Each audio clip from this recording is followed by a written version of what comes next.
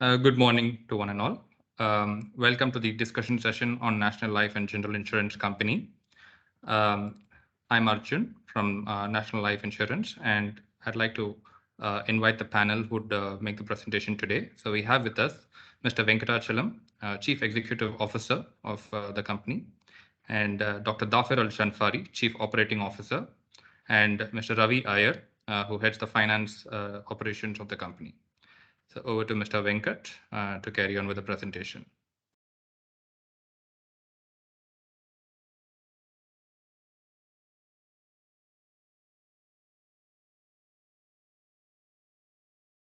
Yeah. Thank you, Arjun. Good morning, Sabalkar. I think we first at the outset, I would like to thank you, MSM, for providing such a wonderful platform and opportunity to meet the investors. It's a wonderful platform for the investors and the management of the company to discuss and get some insights of what's going on in the company and the industry. We have a small presentation on the June results, June 22 results. And this is the agenda. We'll be discussing some industry challenges and operational highlights. And I know the hot news in the market today is the RSA and National Life merger. Dr. Dhafar is there, who is heading the integration side. He will give his views, and then any queries will be taken. And just let me move on the financial highlights. You know that. If I may say, your camera is not on. So Oh, sorry. I'm able to see you. Oh, sorry. Okay. Yeah. Now on the financial highlights, I think now 22 is a very eventful year after we have come out of COVID and Shaheen and many of the stressed areas. We are trying to catch up a lot of things. Despite the problems, I think National Life has done well in certain areas. Yes, there are certain problems on certain lines of business which will be going through. As far as 22 is concerned, June, like our GWP, like for example, we have returned from 85 to 94. We have grown about 11%, but we maintain the underwriting results, which is 9.2 and 9.1. If you look at it, we are close to that. Investment income, there was a drop because there was a one-off item in 21 about the sale of bonds, because that time the bonds was fetching a good capital gain, so that we had to liquidate, and then we got that 800,000 on that one. That's one of the main item. More or less, we managed those things. But there are some issues on the, I would say, some challenges on the motor portfolio. So that had some impact that we'll be looking at later. So for the year is concerned, one which happened is Dubai, which has been a very good performance we have seen 22. There are a lot of permutation combinations, so the success recipes we have been working it out, and really 22 has worked out very well, and we are very strongly positioned Dubai, Abu Dhabi, which has come out where we've seen some challenges in the motor and medical portfolio, but Dubai has really has come up well on the to meet out the numbers. The PAT is concerned, yes, 3.1 million we reported. As you're all aware that merger is happening and that there are some merger expenses also getting factored into these things. So this is how the year has gone. On the financial side, yes, there's a growth in GWP. NUR underwriting sides, yes, we managed it. Investment income, there is a drop. Motor and in medical also some challenges were there because after COVID, people, the elective treatments were postponed. The people started going to the hospitals and the frequencies were gone up. So these are some of the things. So the medical also had some issues on this thing. So the claim ratios were which increased by around 10% on the medical side of it. Of course, motor also has gone up a bit of it, and we will see on the challenges side. We will see on the motor side where I think you can move the next slide, Arjun. Yeah, so these are the industry challenges. If you look at it, motor, I think that all of us, that there was a big move from the comprehensive to the third party, which has happened, and the price have gone down the last 2.5 years. More than 20%, the price have gone down on the third party premium, which is really impacted on that. And the disability claims and the judgments and the number of claims has increased. So that had a really an impact on the claim side of it. The frequencies have gone up and the severity has gone up a little bit. I think that whoever You might have heard from the other insurance companies and who has given or who's going to give it. So the motor insurance is going through a bit of a difficult times because of the rates. And now I think there is some slight increase in the rates. The industry felt it. I think there is some increase in the rates now. There are a lot of steps have been individual companies have taken, particularly National Life has taken a lot of steps to mitigate the risk on the motor side. We have done a lot on that one. This is something which I can say that we are hopefully looking at. There is some price increase. Definitely we have looked into. We have done that. Plus there are certain areas on a consistent claim increase going up, and we have taken some steps on the risk premiums have been increased a little bit on certain areas where we have chosen those risks. Which is being done now, and there is a close follow-up of the claims, also disability claims, to avoid the bigger claims coming up later through out of court arranged settlements. We are trying to settle a lot of claims. So this is something which we have taken on the motor insurance side. We are quite confident. I think now the towards the year end and the next year, I think hopefully, so that we should see some good results on the motor insurance. This is something on in motor side. On the medical side, again, 20 was a very good year because of COVID. Like there were not much of a movements for 2 months, so that benefit was there. The elective treatments, whatever is postponed, that has been started coming up now. A lot of people visiting the hospital. There's a significant increase in the medical claims, and also now since the medical insurance is looking for a mandatory. I think there are more players interested in getting into medical insurance comparing to earlier days. So there is a stiff competition on the motor pricing is medical is concerned. So that is also we are going through. As we are the medical market leader in the medical insurance, somehow we are able to manage maintain the claims controls and some extent, but definitely yes, slightly has gone up.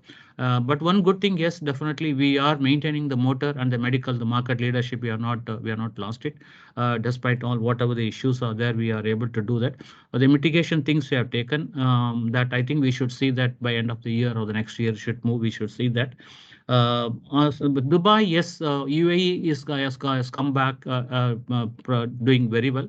I think that should also join on the success side of it. We should give up the numbers moving forward.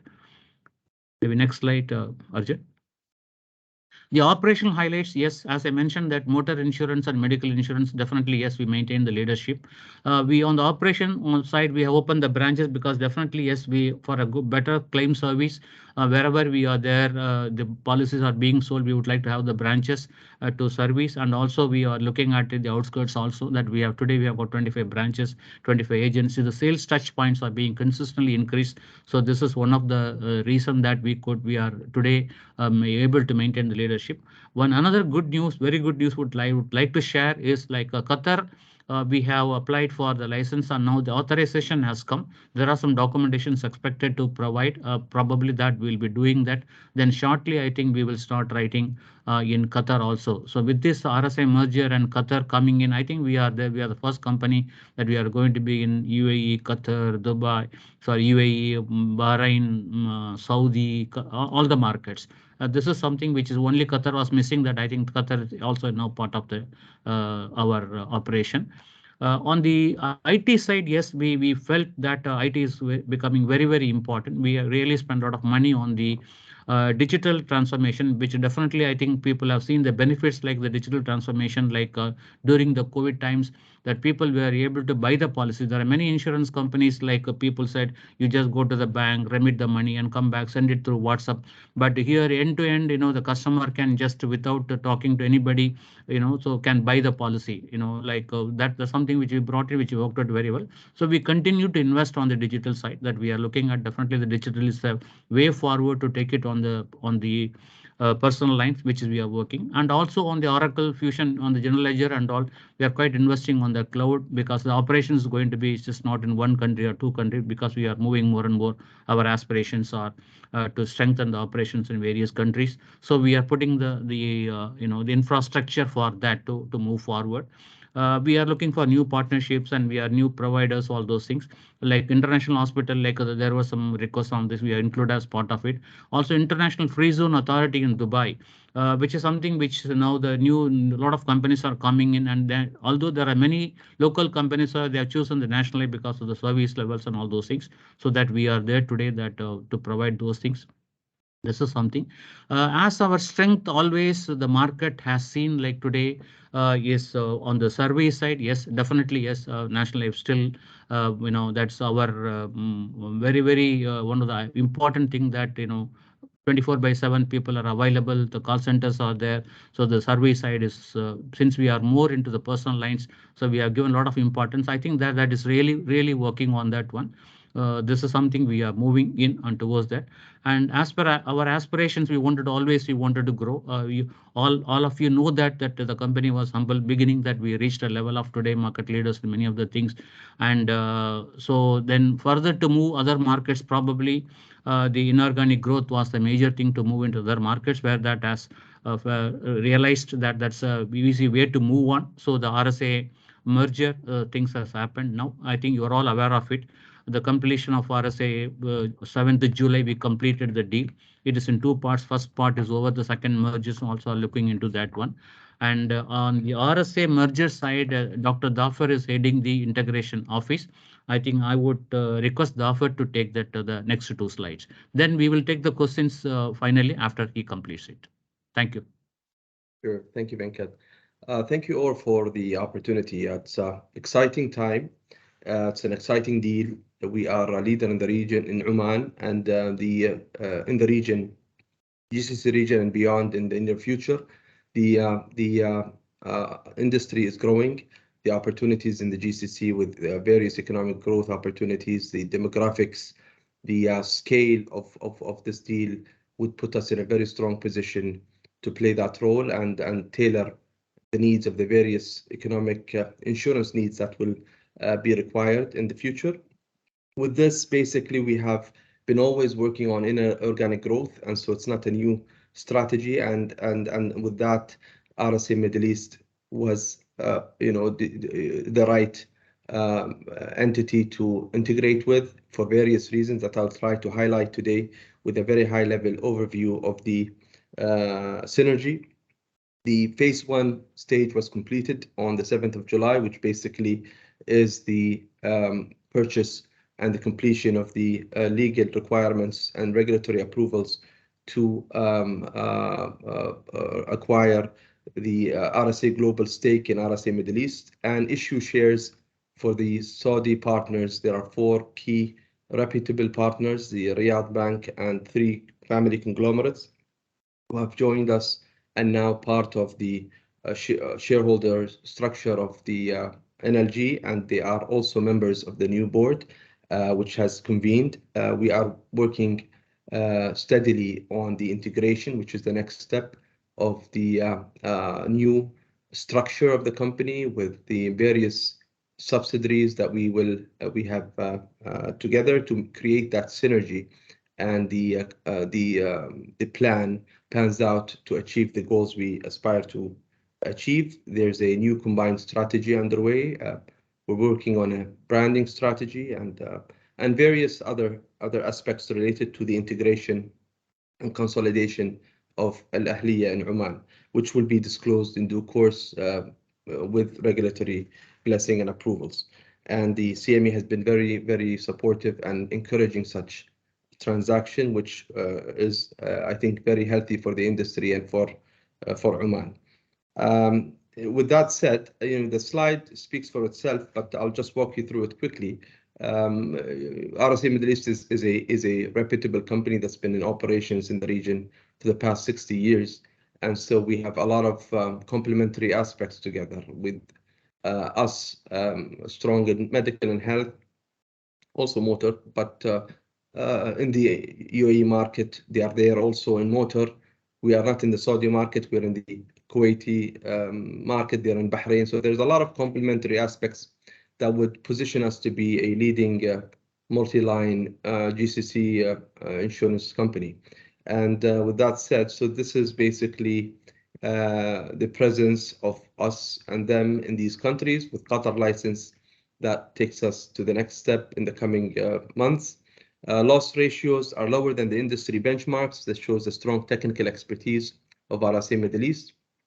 Combined operating ratio and cash position are the major strength of the company, so we can really capitalize and use our expertise in increasing investment yields in the coming months.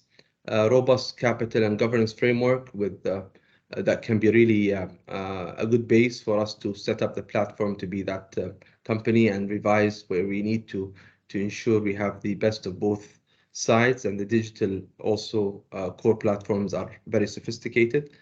So these are basically, I'm repeating some of this, in the key opportunities are exactly are basically potential to capitalize on strength in motor business in all markets and grow other lines of business, specifically health and commercial, and specifically in the Saudi market, which is a very promising market. Significant opportunity to grow in investment income yield, as I mentioned earlier. Potential to expand through alternative distribution channels, again, across the region, customized product offering, targeting new customer segments. And we understand the differences in the various markets. I mean, the understanding of and accessing all these markets, the knowledge in customizing requirements will come into fruition as we move and grow in the coming months and years. It's you're combining a legacy of 300 years with the wisdom that comes with it, with the entrepreneurial spirit of NLG. I think that gives you a lot of wisdom and agility that we are very focused on, and we want to use in driving our strategy and moving forward. Arjun, next slide, please. This basically repeats and highlights some of the same points I've mentioned, but just to reiterate and emphasize, established presence across all GCC markets as a regional multi-line insurer. Entry into the Kingdom of Saudi Arabia health market is a key focus, and capitalize on NLG's existing health insurance expertise to set up the business. We have very important partners. Riyadh Bank is an equity shareholder and is a board. Their CEO is a board member, and we want to really leverage on that in also creating more opportunities to access the Saudi market. The other three family conglomerates are also well positioned, very strong footprints, and we will be able to also, that will ease our transition into various new markets as part of our strategy. NLG will gain entry into the UAE market, motor insurance market, which we were not in the past, and so that also in due course we will be able to discuss and disclose our strategy there later.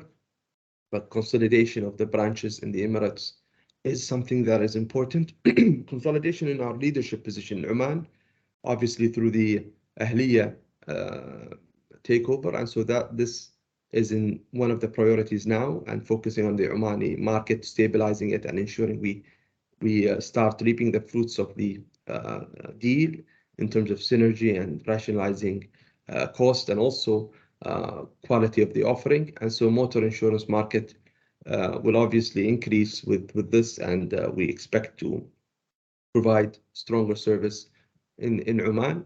Enrich customer database of retail and corporate, create significant potential cross-sell insurance product opportunities, access to partnership through RSA Middle East, which already has leading banks, as I mentioned, Riyadh Bank and others in BD and UAE. Significant opportunities to leverage the group's strength in expertise and investment management, access to additional talent, industry expertise, technology. This is critical. I mean, again, what makes us unique, both NLG at RSA, is the leadership, the talents, and retaining and making sure we reposition ourselves to use that strength in our way forward, with whether it's technology or the actual product offering or the supply chain management. It's all about the people who are part of this organization and the culture that we want to continue, the spirit that we have been working on over the past decades. Potential to enhance productivity due to scale benefits.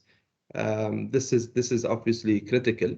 The revisit and harmonizing reinsurance treaties of the combined group, looking at economies of scale across the supply chain and across the contractual arrangements, whether it be support or core business, will definitely give us an advantage in terms of optimizing our costs and helping our improve our bottom line. So with that said, this is basically in a nutshell the background. Yeah. Thank you, Dr. Dhafir. I think now we'll open it up for any questions. So if anybody would like to ask any questions, I'd request you to raise your hand using the reactions button on top, and we shall disable your, we shall allow your mic to be enabled.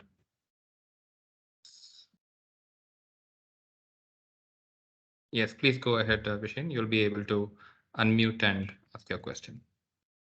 Hi, good morning. Morning. Thank you, Mr. Venkat and team, for the presentation. I had a quick query on the acquisition or the offer of acquisition of the balance 47.5% minority stake in Ahlia Insurance. Now, the disclosure clearly states that the offer would be at 1.15 times price to book at a date within 6 months of the time of announcement, right? So whichever day you finalize, you will take the book value and multiply that by 1.15. I understand that mechanism. The query is, would that be a cash to the Ahlia shareholders? If you could just elaborate on the same. Yes. So it's as simple as this. If I own one share of Ahlia on whatever date you announce, whatever the book value is, 1.15 times that amount will be a cash out to me as a shareholder of Ahlia. Yes, that's the intention. And Okay. again, Please go ahead. No, that's the intention again. And you know the structure. The major minority shareholders are Sheikh Khalid, and there's the PASI, and there's good discussion there, and there's good agreement. And so and we're working closely with the regulator to ensure the takeover regulations are respected and abided by. But that's the intention in a nutshell. Yeah. Okay, understood. The next question was with regards to the operating environment over here. You've spoken about it briefly. We've seen in Q2, the company was just about able to break even on operations. What is your thoughts going forward? I mean, what could sort of stem this flow in the operating sort of environment? Yeah. See, now, as I mentioned that, the moving forward, as of now, even the numbers, whatever we are seeing, the Dubai continues to do well, Dubai and UAE. Still, the challenge in the motor insurance is there. There is a slight changes have happened in motor. The rate increases and controls and those things have happened. But the real benefit, as you are aware, insurance, the real benefit, you see that it takes some time. So probably towards the year end or the next year, which will see some benefits in the market as far as motor is concerned. Medical, yes, there are some issues on the number of claims going more, but I think more we control slight increase in the claim ratio. That is not a major concern. But one area where the whole industry, not just for National Life, the whole industry is looking in today is the motor insurance. I think that will be the major this thing that will take some time. So we can't now, if you look at the capacity, market capacity, motor plays a major role. So you will see that it will take some time, but other lines are doing well. So we are hoping that the pace should continue. That's what we are seeing. But definitely, yes, the motor is an area where difficult to say that what will happen today or tomorrow. So that drives the actually market today. We had heard of sort of some not consolidation, sort of some talks of the insurance sector coming together as one and trying to take their case to the CMA, saying that the current premiums in the market are not sustainable, especially on the third party side, which used to be 50 riyals and it's dropped significantly. And there was some traction initially, and then that topic sort of faded away. What are your thoughts on the same going forward? Do you think the sector has to come together as one with regards to some of these pricing policies?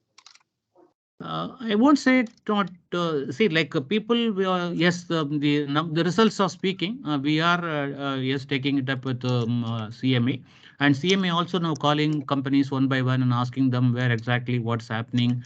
What's your profitable product? Where is the loss coming in? Any measures they can do it, or any help they can offer it? There is an ongoing discussion happens. We're really thankful to CME.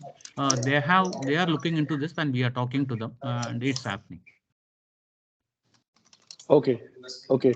One of the things we appreciate about you guys is the book you manage. What are your thoughts on the investment yield going forward, or what kind of a sustainable investment yield do you see? We saw the number was higher last year. It's come down this year. If you could just have your thoughts, and I understand the part where it's dependent on markets as well, but what are your Yeah. See, the investment sustainable is concerned. investment yield? Sure. See, the investment is concerned. I think a couple of years back, National Life has taken a clear strategy that we are moving into the more of fixed income, which we have seen the last couple of years that there is a steady and a sustainable investment income we have seen. Comparing to last year to this year, because as I mentioned, there was a one-off, which the bonds was yielding a good capital gains that we sold it. That was some 800,000 has come out on that. So that is going down. Equity side, we are less on the equity, more on the fixed income. I think now we should able to retain that current percentage around 5%. So that's something I think we should able to retain that. We don't see a problem on that. Okay. Okay. Understood. I mean, the only comment there was because markets have done well last year. We've seen the markets fortunately run up this year as well. And some of the peers in the sector who have sort of a higher exposure to equity have seen their investment gain in their book. So that was the only comment over there. And I appreciate, I take your point on sort of being more aligned towards fixed income going forward. Yeah. This My next volatility question, being sir, would be with regards. excluded. Yes, understood. So my next question is with regards to sort of operations in Kuwait and UAE. I'll start with Kuwait first. And you started operations in 2017, if I'm not mistaken. And last year and the year before that, you were able to barely break even. Now with Qatar coming on stream, how many years do you see before that sort of operations sustain or they sort of stabilize? See, particularly on the Kuwait market, if you look at it, there are two lines of business. Majority is a motor and medical. Motor, I think we operate in a very nice around a 60% claim ratio. We operate on motor.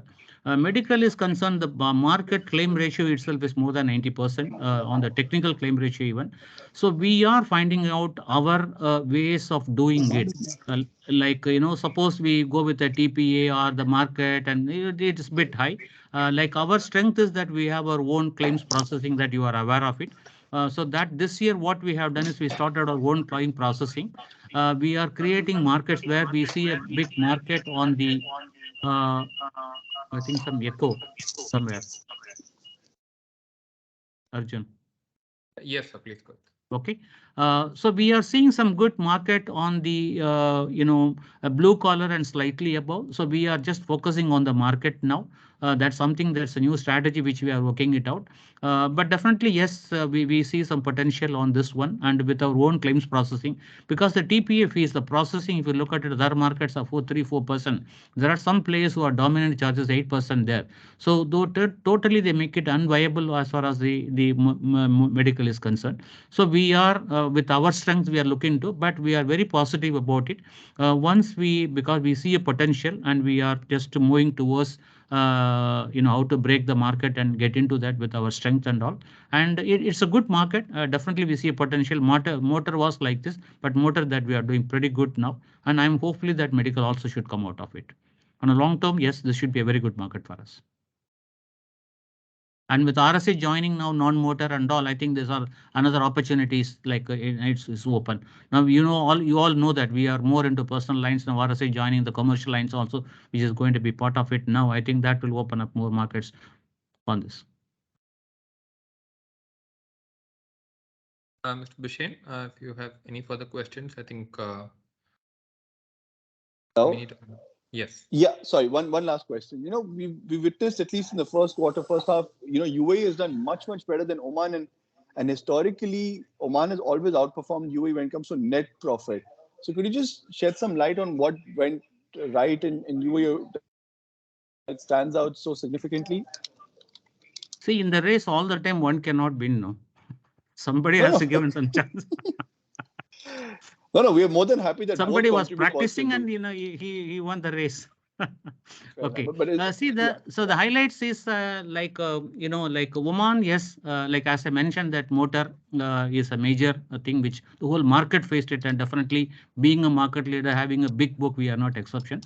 As far as UAE is concerned, I think now there is a lot of changes happen. There's a lot of acceptance of the international brokers, where some changes in the the levels of moving the businesses out.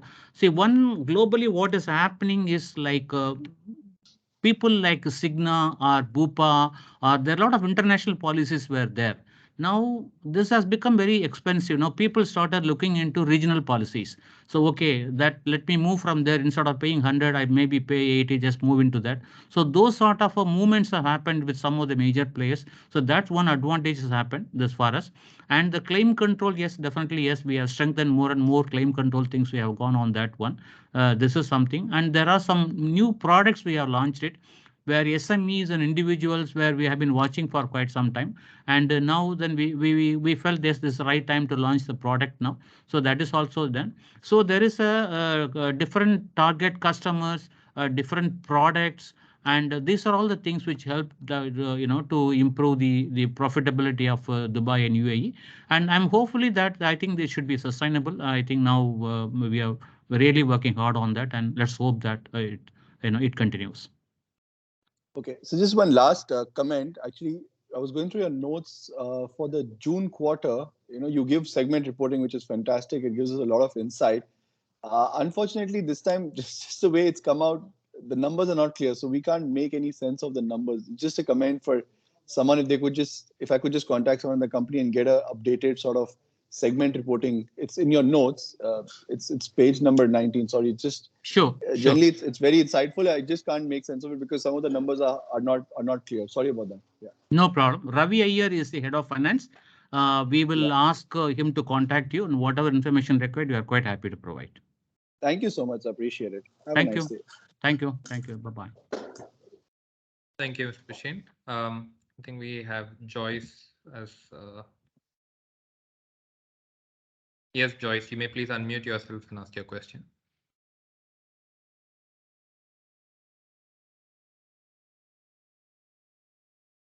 Joyce, would you be able to unmute yourself?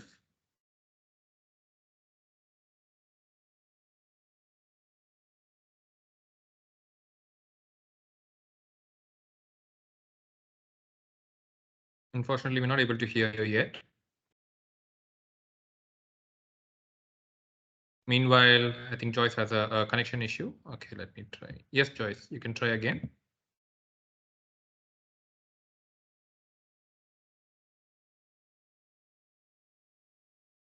I think while Joyce is having a technical issue, we'll try to get that sorted out. Meanwhile, Mr. Abbas, is there a question that you have from your side?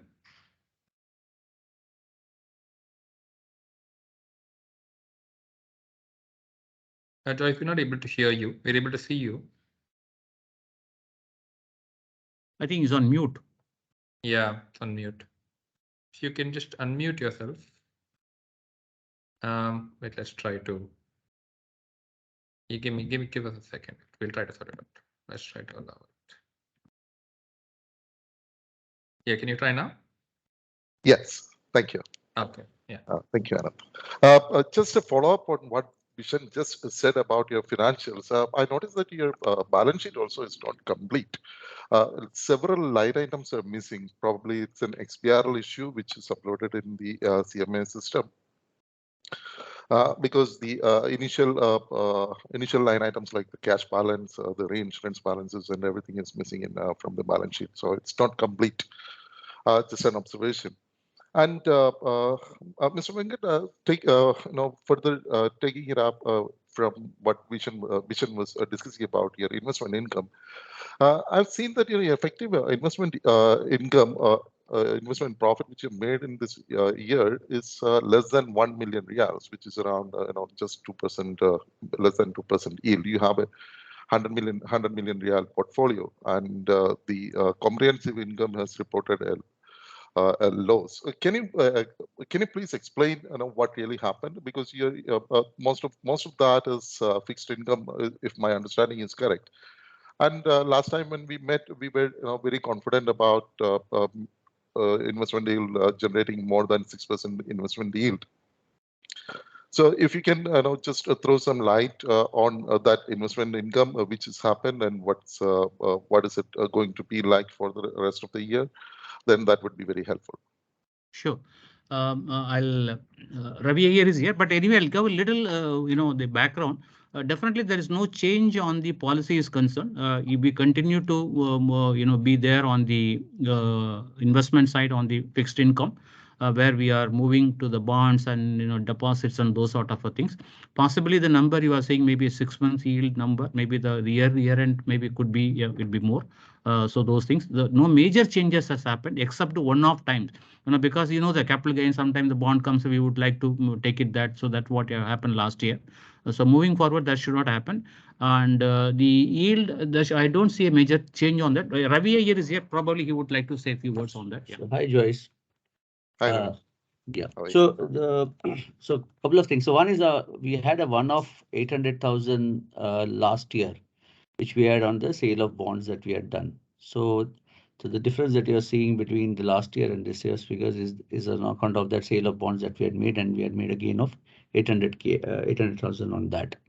So that's the one thing which is majorly impacting our difference between H1 and 2021 and 22 in H1. Or market exposure. Yeah. So the other thing is in terms of we have the investments what we are talking about classified as FEOCI. So that has been hitting our below the net profit line on the comprehensive income side. However, these are all bonds that we have booked for long term, and we intend to keep it for to get a yield, and the yields are quite strong on that. So we don't see any risk from that perspective. In fact, the yields are now attractive. We will be adding more on buying those high yielding bonds. Okay, got it. See, on your segmental side, your geographic segment, I've noticed that in your seeding strategy, in Oman, you're retaining almost 95% of the premium, while in UAE, you're seeding almost 20% of your premium. So what's the difference between these two markets? Primarily, isn't this the health insurance policies which you're doing it, but why there's a stark difference in your reinsurance policies or strategy within these two markets? Or do you just added to that, do you think that this reinsurance policy strategy has helped you in Dubai in making a good return from Dubai market? Yeah. See, the reinsurance strategy, definitely we always following it up on the market specifics, not just one policy across. This is something we always followed. We benefited a lot. I can just say that on the motor is concerned, like initially we started with retaining some risk, reinsuring something, and if you look at our motor profits 16, 17, 18, 19 and all, we really made a big money because we retain 100%. Medical also, as far as Oman is concerned, like we started, like initially we retained 30%, 40, then 30, 40, 50, then we went to 100, because slowly we were gaining control, market leadership, good rates and all those sort of a thing. We thought now it's a time for us to take it. I think it took for 6-7 years for us to retain 100% on that. So now both the motor and medical is completely retained. Some excess of loss covers, we don't want to get into technical. So lot of things being retained as far as a motor and medical is concerned as in Oman. In UAE, we started, yes, with the same pattern. We started retaining a 20% earlier. We gained some strength, some more accounts, profitability looked into. So can we take some more risk, 30, 40? Now we reached the level of 70%. So we retain 70% in our book, probably 30% only we reinsure. Now this operation this year is, we are looking at pretty good. We are gaining some more strength on that. Probably we look at it retaining more, because medical and motor is a portfolio where you retain only, you make a big book, but you should have a control. So this is something which is we depending on the market entry, we look at it and then we decide on this. Okay, thank you. Mr. Venkat, this is about the acquisition which you have done. What I noticed is you haven't mentioned anything in terms of numbers about the acquisition and the structure in which you are going about. But at the same time, you have said that this is going to be the loss ratios of these companies are very good. The company but I was looking at the Alamia numbers and everything, and I see that this company was making losses over the period of last 2-3 years, and it lost almost 15% of its net worth as well. Can you give us some more color on what was the amount that I understand you paid almost $280 million for acquiring this company, and you've done it in a very good manner, 50% cash and 50% in terms of share swap. That too, you got a good price, 400 by surplus for the shares. So you did a good job. So my question, just what I want to know is more color on this, because what I was looking at is specific questions are something like will there be any merger surplus which is created out of this merger, and what's going to be the structure of this company after the merger is completed, especially when Alamia is a takaful company. We don't have a takaful arm, so a lot of things to be discussed and which can be disclosed to the market and to the investors. But I don't see any of these things are discussed in public, or at least with the investors. So just want to know your thoughts and more color on what the structure of the deal and its financials, and how how do you think that things will pan out? All these things. If you can just tell us very in a detailed manner about these things, that would be much highly appreciated. Dhafir, can I take this question? Yeah, Venkat, I'll just start, and then maybe since Martin is also here, he can contribute. Okay, yeah. Obviously, Joyce, if you look at the numbers, the company has been highly profitable from 2017 to 2020. I mean, the return on equity has been 13% to 18%. One of the strategic reasons for this transaction is that the potential is there, but there has been since 2015, the RSA Global has lost focus in the Middle East, and there have been attempts to exit, and so that has impacted obviously the risk appetite, a lot of the restrictions that were there that we expect to unleash as this is the transaction moves forward. So the numbers have been very good, solid for the past many years, and obviously the impact the impact on the industry generally has had an impact on all companies, but that's where we expect a turnaround in the coming months and years. But Martin may shed more on numbers if you can kindly contribute. Yeah, thanks a lot, Dr. Dhafir. Venkat, please. Martin is the CEO, RSA Middle East, just for the market. Yeah, just he will take it. Yeah. Exactly. Thanks for the introduction, and happy to give a bit more background on the Al Alamia operations in Saudi Arabia. When you look at the market in Saudi Arabia, it is a very volatile market, which usually the big scale insurers have profitability, but even there you see a lot of volatility, good years and bad years. What we did in Saudi Arabia with Al Alamia, which is again a listed company, as you said, takaful, or a cooperative company with different shareholding as well. So we are not holding 100%. There is local shareholding and parties also floated.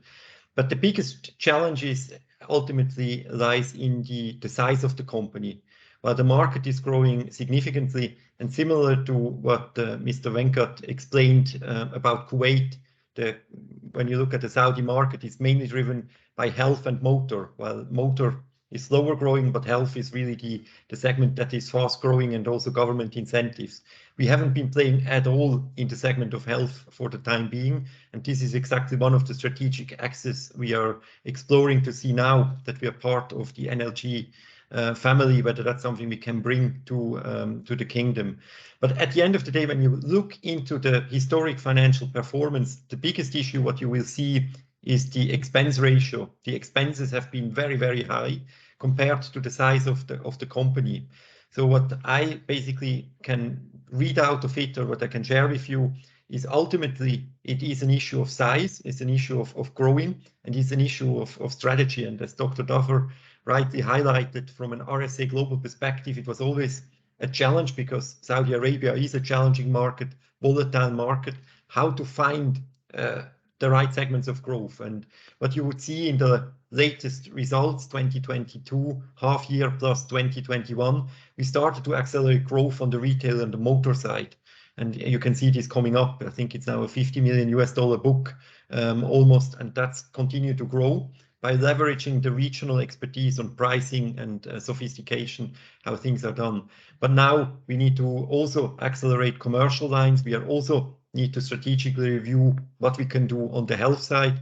We also have a reinsurance license, so there are opportunities there. So it's really, I would say, setting a new strategy for the Saudi market, and then seeing how we leverage the capital we have there, how we leverage, I would say, also the strong shareholder base, because we are just about to launch bank assurance through Riyadh Bank, who is not only RSA Middle East and now National Life shareholder, but the local shareholder in Al Alamiah. So it's the largest shareholder in Al Alamiah. We are launching the bank assurance channels there. And with all this, we should bring the company to a level where the cost base is basically justified, and brings us in a sustainable profit zone. So that's in short, I would say, the summary on where we are in Saudi Arabia, where Al Alamiah is, and how do we bring Al Alamiah into a sustainable profit zone.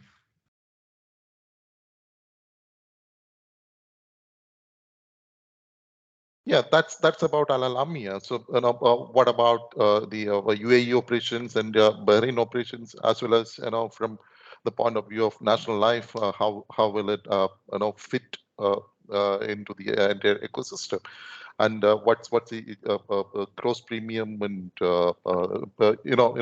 also what will be the structure of the new entity? Because what I see is you have around 400 million in investments which is coming into the company. So what kind of structure are we looking at once the deal is completed? So will RSA will be a subsidiary, or will it be integrated into the company?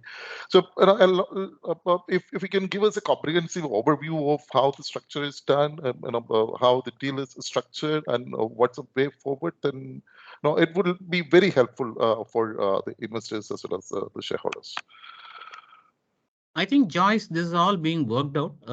Now there is a merger, how it's going to be done. There are taxation angle to this. There are other areas to be looked into. That's why I think with the regulator we have taken some time. The first phase of the operation is over. The purchase is over. The structuring and how it will happen. So now all those things are under discussion. So I think probably we need to give some time, which is the regulator has agreed on that. We need to wait maybe some more time. So I think we'll have more clarity on those things. If anything else you would like to add? Yeah, maybe I'll add a few things, and then if Martin, as I mentioned earlier, the legal day one was completed on the 7th of July, which basically ended the first phase of the transaction. Now we're in that transition and working with the regulator, and in terms of the consolidation of Al Ahliya, the structure, which has tax and solvency implications, operational implications, that we're working it out, and hopefully will be the target is that by Q1 this will all be in place and declared openly when it comes to structure, the team, the brand, the strategy, and a number of things. So I think this is now the transition, but generally high level, obviously the whole going back to the thesis of this is that we are a regional GCC player, and so with the Emirates operation, we've got branches there that can really complement one another in an entity form, and then in Saudi Arabia we have the major stake in Alamiya, and so that model of having these companies in the different markets under the direction of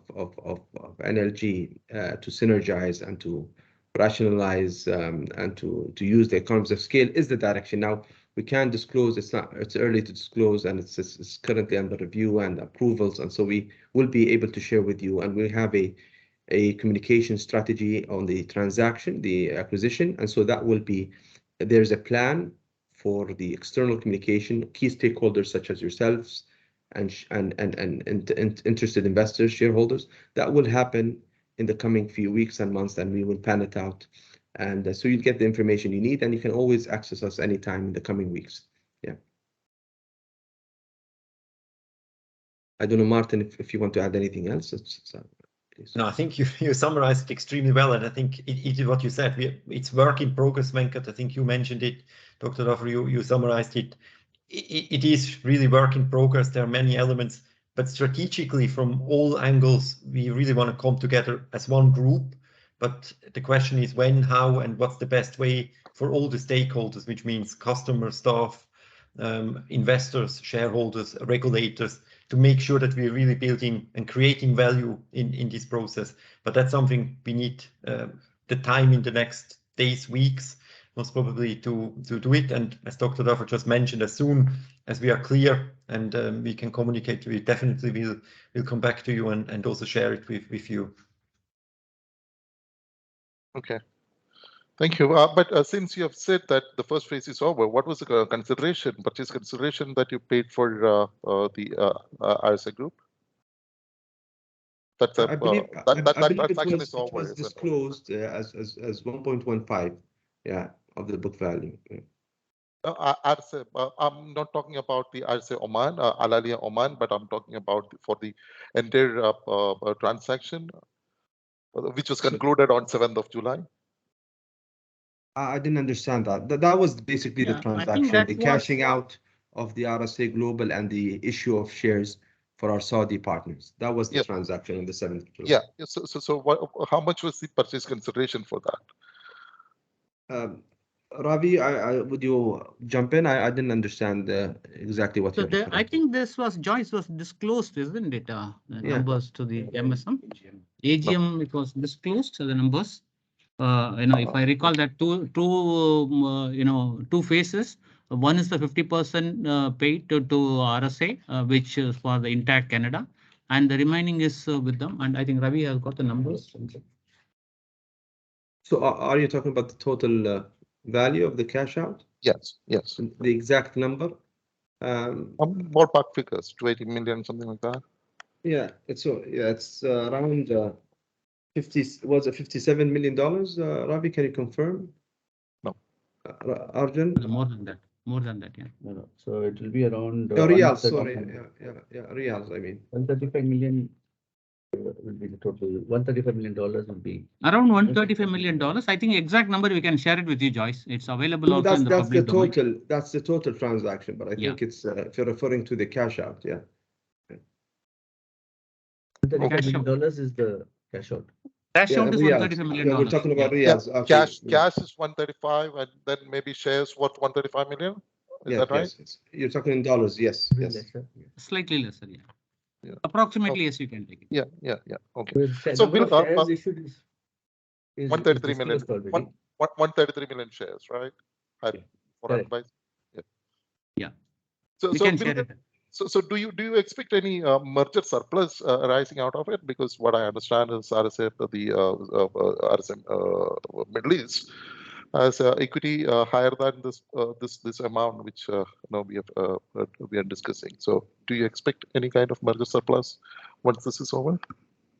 We are doing the PPA exercise. Yeah. So once the PPA exercise is completed, only we can comment on that. So definitely we are looking into the PPA, purchase price adjustment. So, the assets are there, the brand is there, there are many things. Once everything is done, I think that with the auditors working it out all, probably we should be in a position to comment on that, yeah. Okay, fine. So you are planning to get everything in order by first quarter of Q3. But my question is, given the size of the transaction, don't you think it's a little over ambitious? Well, we have to be ambitious, otherwise we wouldn't have had the transaction move forward. But I think we believe we've got the right management, the right expertise in-house, and also consultants supporting us in moving forward with the transaction. When I say Q1, I mean we're focusing on the Oman market, the Saudi entry, but not the full phased vision of this, which includes the Emirates setup, and that would maybe take longer than Q1. But we're talking about the Omani Saudi entry and also the structure and the key aspects of the integration. Yeah. Okay, fine. Thank you. And given the fact that you're going to be a regional player and with a sizable investment in Saudi Arabia, and you're looking at the market expansion in Saudi Arabia as well, have you ever thought about a potential dual listing in Saudi Stock Exchange, especially given that we have a MOU signed between Tadawul and MSM? Yes, it is in the plans. Fine, thank you. And coming back to my last question, coming back to this national life operations, and I've seen that the receivables are going up steadily over the last 12 months. So how do you see the receivable, the pressure on collections? Is it because of some collection issues or timing issues, or is it because of a general market condition that there is some accumulation of receivables that is happening in the market? What's your take on that, and how do you see the receivable pressure going forward? Yeah, I think Ravi will tell a little more details. On the market specifics are concerned, Dubai and Abu Dhabi is very good for us. We don't have a problem. Even Oman also, we don't have an issue on that. More, like in a medical, what happens is like when we write a book earlier, we used to get one payment. Now the people are looking for, 3 installments, 4 installments, quarterly. Those things won't happen. Number one. Plus, there are some government organizations that the payment in the past which got delayed, accumulated, then they keep paying those things.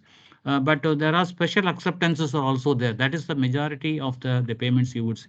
I think more specific, maybe Ravi can add on that. So Joyce, a couple of things. One is the business has also increased. So if you see the H1 to 2022, we are around 9 million over the previous year. So the business has also increased. That's also contributing to the increase in the receivables.